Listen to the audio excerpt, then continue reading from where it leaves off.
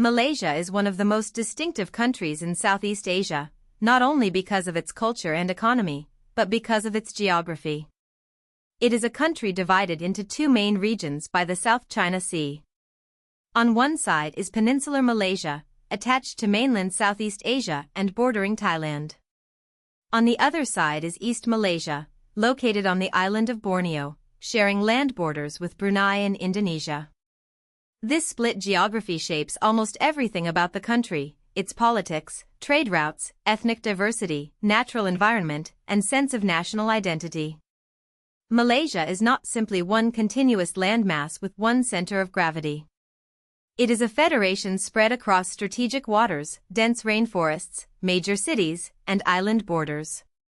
With more than 34 million people, it is a mid-sized country globally, but in Southeast Asia it plays an outsized role as a bridge between the Indian Ocean, the South China Sea, and the wider Pacific region.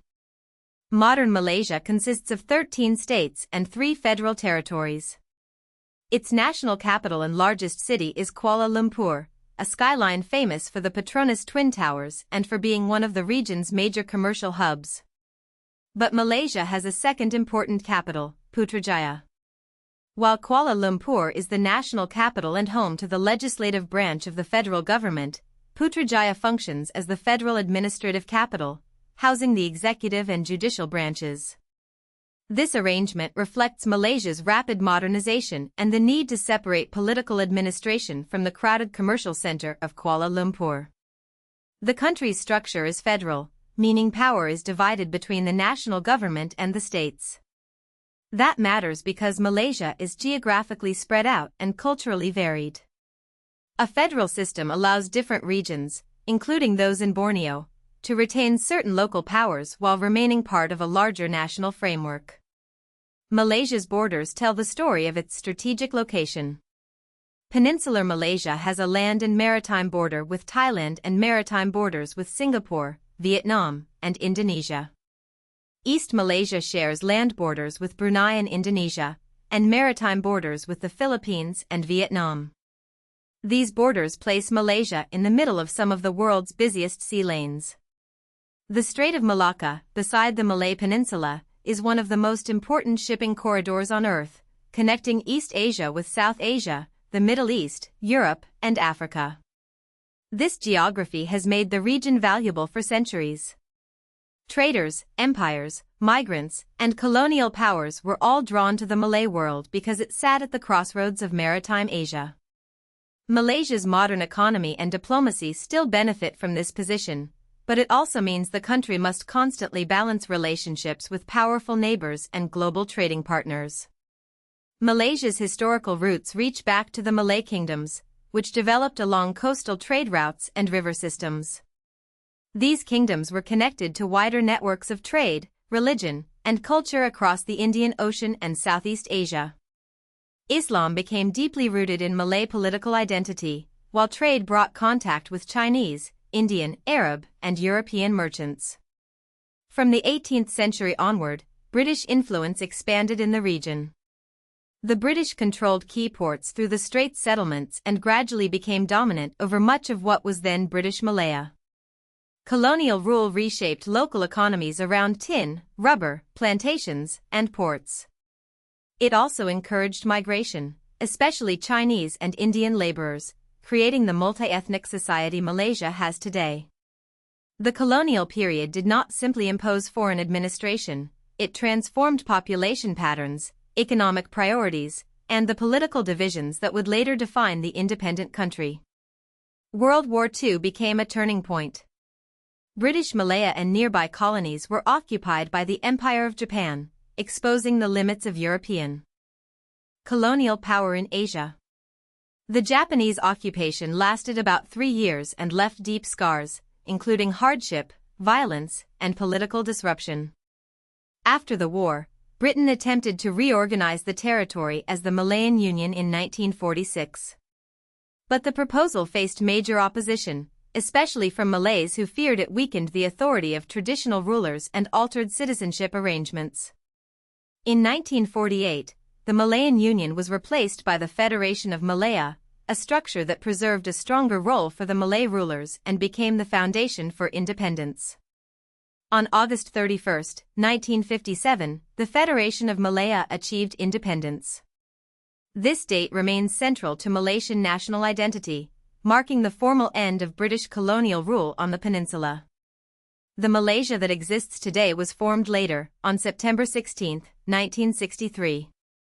Independent Malaya united with North Borneo, Sarawak, and Singapore to create Malaysia. This was a major expansion, bringing together territories with different histories, ethnic compositions, and political concerns. North Borneo became Sabah, while Sarawak joined from the island of Borneo. Singapore's inclusion was short-lived. In August 1965, Singapore separated from the Federation and became an independent country. That separation changed the future of both nations. Singapore became a city-state, while Malaysia continued as a federation stretching from the Malay Peninsula to Borneo. Malaysia Day, celebrated on September 16, recognizes this larger formation. It is especially significant in Sabah and Sarawak, where people often emphasize that Malaysia was not merely an extension of Malaya, but a federation built through the joining of distinct territories. Malaysia is a federal constitutional monarchy, but its monarchy is unusual. The head of state is not a hereditary monarch from a single royal family ruling for life. Instead, the king, known as the Yang di-Pertuan Agong, is elected every 5 years from among the 9 hereditary rulers of Malaysia's states. This rotating monarchy is rare in the modern world and reflects the historical importance of Malay sultanates. The head of government is the Prime Minister, who leads the elected government through a parliamentary system modeled on Westminster traditions. Malaysia's legal system is based largely on common law, inherited from British rule, though Islamic law also applies to Muslims in certain personal and religious matters at the state level. This combination of monarchy, parliament, federalism, common law, and Islamic institutions gives Malaysia a political structure that blends local tradition with colonial-era systems. Malaysia is multi-ethnic and multicultural, and this diversity is one of the country's defining features. About half the population is ethnically Malay, while major minorities include Chinese Malaysians, Indian Malaysians, and numerous indigenous communities, especially in Sabah and Sarawak. These groups have different languages, religions, cuisines, festivals, and historical experiences. Malaysian cities often show this diversity in everyday life. Mosques, temples, churches, street markets, and multilingual signs can exist within the same neighborhood. But diversity also shapes politics. Malaysia's constitution and public policy recognize the special position of Malays and other indigenous peoples, often grouped under the term Bumiputra, meaning sons of the soil. At the same time, Chinese and Indian Malaysians have played major roles in business, education, culture, and national development. Malaysia's identity is therefore built on coexistence, negotiation, and sometimes tension between communities. One of the most important and debated features of Malaysia is the Bumiputra policy.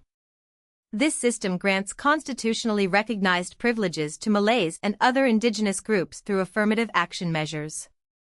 These policies can affect areas such as education, public employment, business ownership, housing, and economic opportunities. Supporters argue that they were necessary to reduce economic inequality.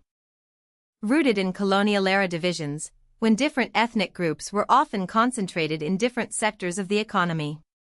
Critics argue that the policies can create resentment, reduce merit-based competition, and disadvantage non-Bumiputra citizens, especially Chinese and Indian Malaysians. Understanding Malaysia requires understanding this political compromise. The country's stability has often depended on balancing majority Malay political power, minority economic participation, indigenous rights, and the goal of national unity. It is a system shaped by history, not just ideology. Language and religion are also central to Malaysia's identity.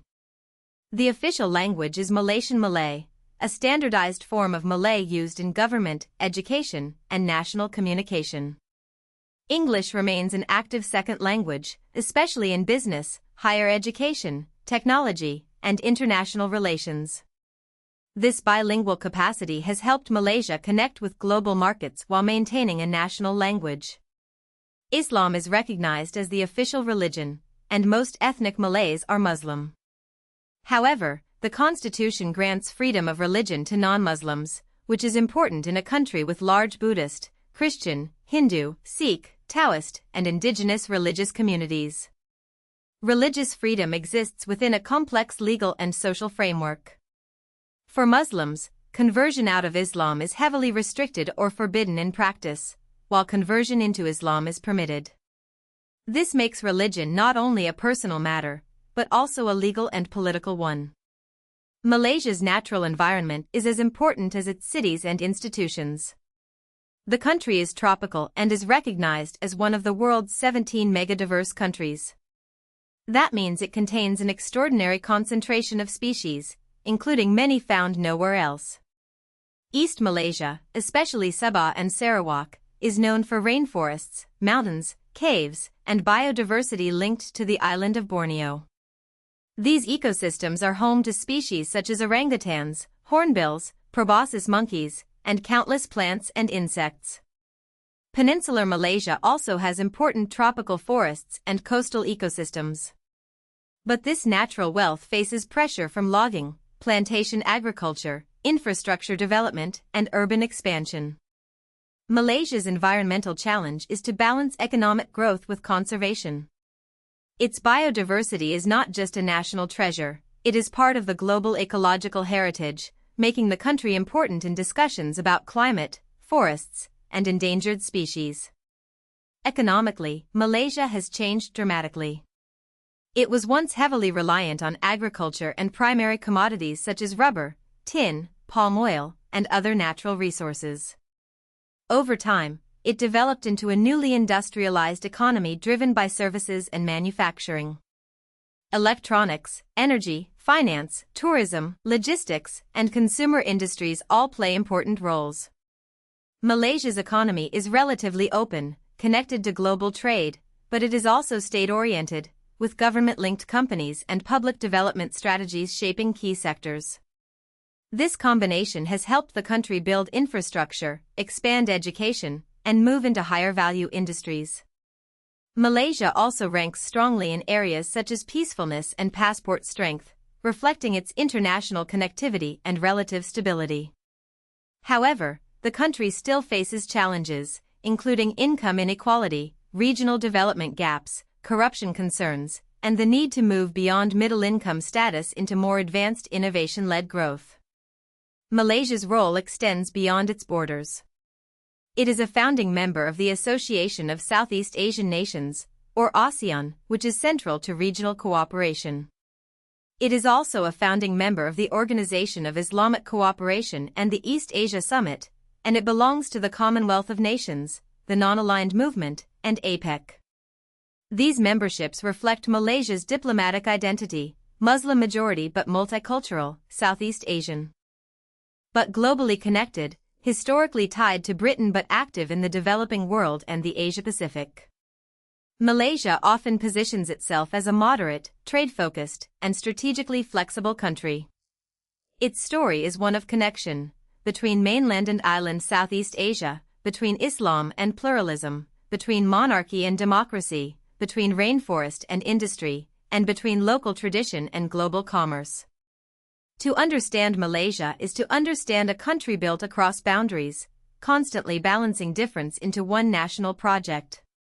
If you found this helpful, please like this video and subscribe for more explainers.